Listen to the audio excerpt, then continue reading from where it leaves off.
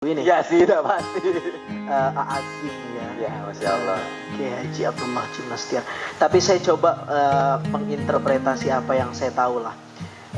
Jagalah hati, karena hati itu cahaya ilahi ya, begitu ya. Ya, cahaya ilahi. Lentera hidup. Lentera hidup ini. Jadi hati itu dimaknai oleh A'agim nur.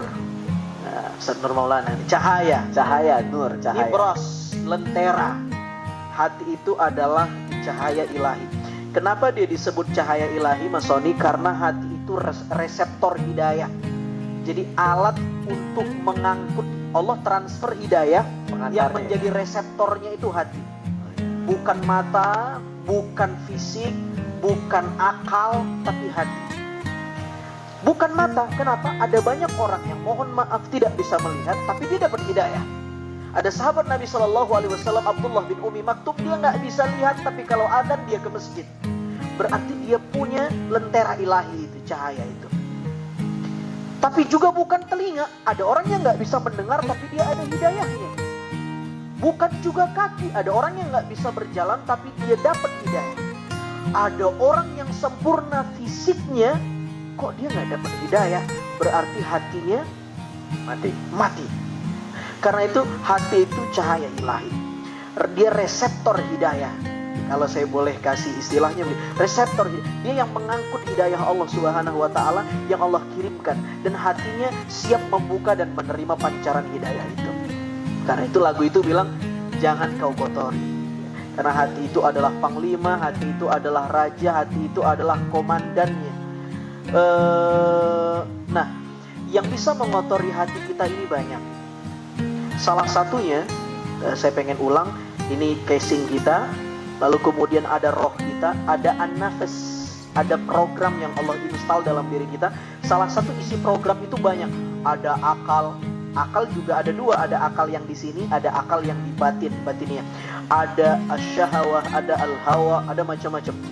Nah, yang salah satu yang bisa merusak dan mengotori hati itu dalam diri kita ini namanya al-hawa dan asyahawah. Al-hawa dan asyahawah.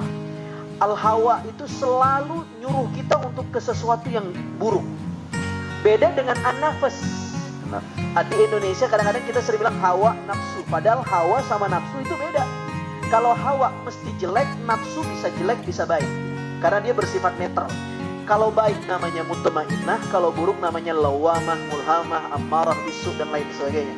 Tapi kalau al-hawa dan asyahawah mesti mengajak yang punya hati itu menuju sesuatu yang rendah, sesuatu yang dimurkai dan dikecam dalam agama. Jadi yang menggoda kita ini gak cuma iblis, gak cuma setan. Kadang-kadang kita suka mengkambing hitamkan setan. Kasihan juga setan. Salah-salahin terus ya. Kenapa Ramadan itu setan dikunci, tapi kok sendal di masjid hilang? Misalnya ada pertanyaan begitu. Iya, karena setan-setan besar aja yang dikunci, yang kecil enggak. Padahal enggak juga, bukan cuma setan yang goda kita. Dalam diri kita ini juga punya faktor membuat kita buruk. Itulah yang kemudian kata fa'alhamaha fujuraha wa taqwaha. Tuhan menginstal dalam diri kita dengan program itu kita bisa jadi orang baik, kita bisa jadi orang buruk. Di handphone saya ada kamera. Kamera itu bisa nggak saya gunakan untuk memfoto objek yang dibenarkan agama? Saya foto masjid, foto Quran, bisa. Tapi bisa nggak saya foto dengan program kamera itu sesuatu yang dilarang agama? Bisa juga. Jadi tergantung yang punya program itu. Tergantung kita yang punya program itu. Jadi mudah-mudahan program yang sudah dititipkan Allah Subhanahu wa taala ini bisa kita aplikasikan sebaik-baik mungkin. Nah, kira-kira begitu.